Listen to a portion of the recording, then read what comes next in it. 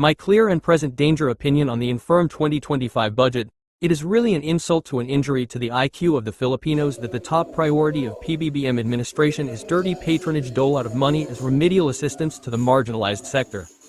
This kind of chameleon help program is analogous to legally illegal corruption. Ang patronage ay parte na ng sistema sa Pilipinas. Ito ang nasa gitna ng siklo ng korupsyon at kahirapan.